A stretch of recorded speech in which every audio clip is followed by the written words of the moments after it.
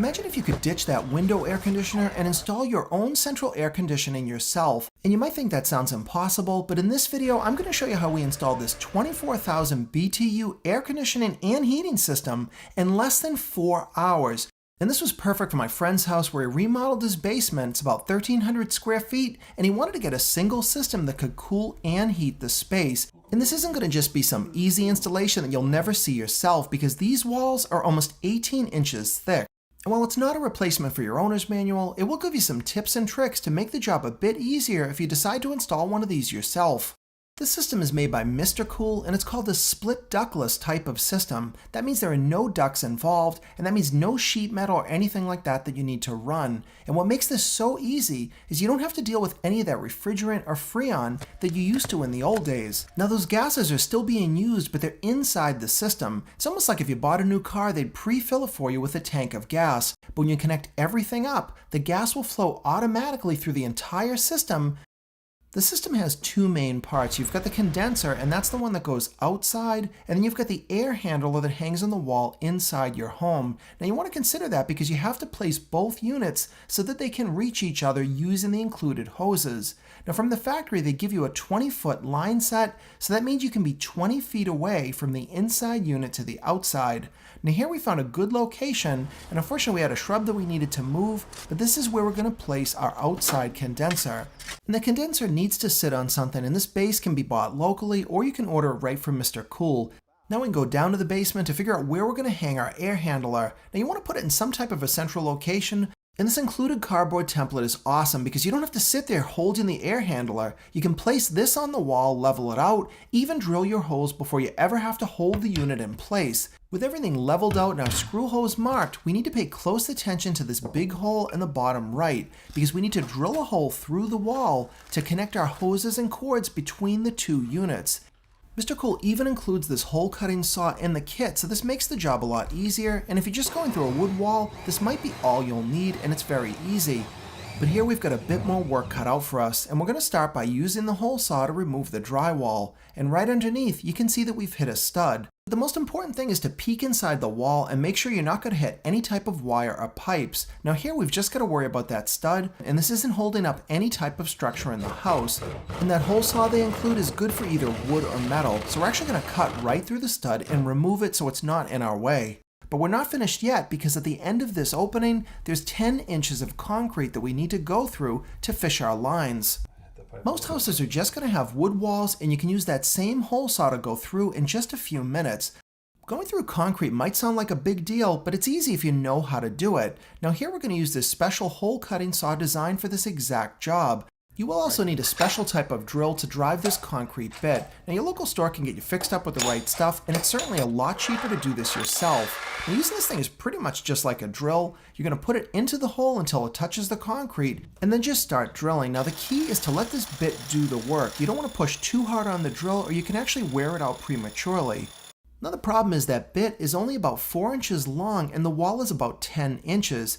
So when the tool bottoms out, you want to remove it, and now you need to remove the core. But it's actually easy to do. You just get one of these bars, they're inexpensive, and you'll press it into the core itself. It basically just breaks it in two, and you can remove the piece. Now you'll replace the coring bit, and keep drilling and repeat the process until you'll eventually break through the wall and reach the outside. And this was the toughest part of the job, and we were really excited when that bit finally came out. Now you might be thinking that concrete's ruined, but it's actually just a little bit that came off the outside, and it's easy to patch when the job is done. Now we're ready to mount the bracket to hang the inside unit. Don't waste time trying to screw into studs, you're never going to be that lucky. Just get a pack of these pull toggle bolts. These are a great contractor secret because they actually work and hold 155 pounds each. And you're ready to put the screw in, and now you can mount your bracket. Now even though we leveled the template, it's a good idea to keep all the screws a little bit loose because there's a bit of play with this bracket and it allows you to level it completely before you finally tighten all 4 screws. Now you don't need any tools to mount this, it actually just hooks onto those top clips, but before you do that you'll want to make sure that you bend all the hoses and connections out, pointing out at the back of the unit. You're going to feed these things through that hole that you made and they're going to go right outside. And once everything looks good, you can go ahead and press the unit fully into position and it'll lock in place. Now as we step back, this thing is really looking good, and now we're ready to move on to the outside work. Once you're outside, things get a lot easier. You can start by sliding that collar into the hole to protect the cables, and then finishing it off with this trim plate. Now it almost covers that bit of concrete damage, but he'll go ahead and slide that forward a bit later and patch out that area. These units come in a lot of different sizes, and this one's pretty heavy, so this wheelbarrow made the job a lot easier to move it from the driveway. Now just set the outside unit down on the pad that you already put into position.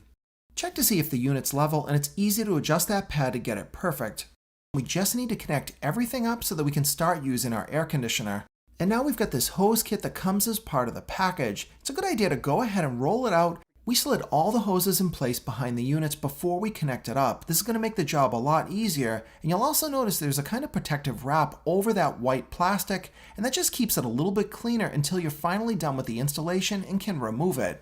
Because our outside unit is located away from this hole, we went ahead and bent these lines a bit to make the connections a lot easier. This is okay per the manual, but you don't want to bend them to the point where they kink. And those caps aren't keeping the gas in, they're just to protect those lines from getting any type of dirt inside. These have some really fine thread, so always start the connections by hand before you break out your wrench.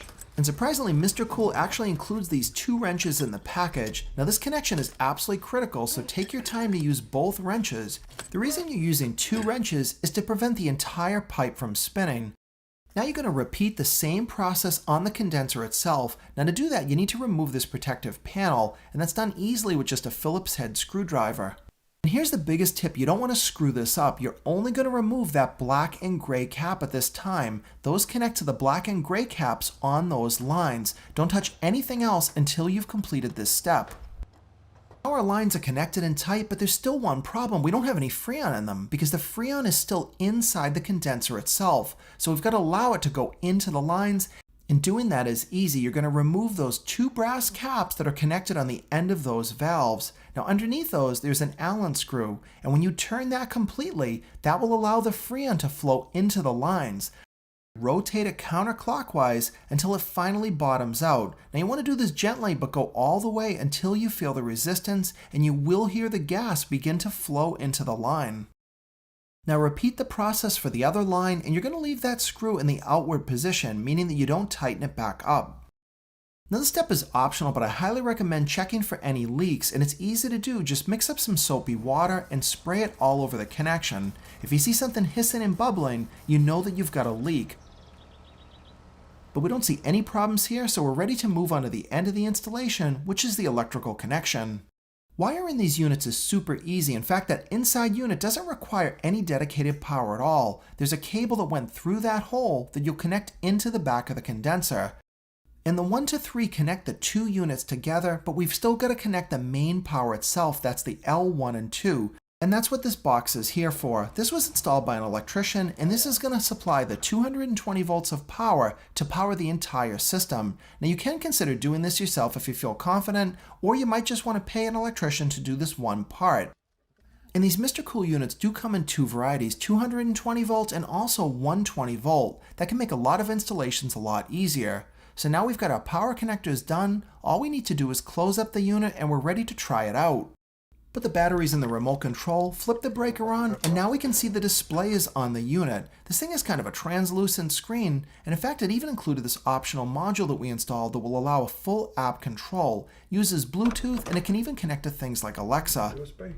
As soon as we turned it on, I thought everything looked good, but I didn't notice anything running because I couldn't hear the motor. The fan inside this thing is so quiet you can barely hear it working, but there's definitely good airflow. Within about 30 seconds, this air was ice cold and it was working perfectly. The remote control worked. You can see it had enough power to push that little roller, but even in the whole room, you didn't feel like it was a tornado because those vents move a bit and it just kind of circulates the air.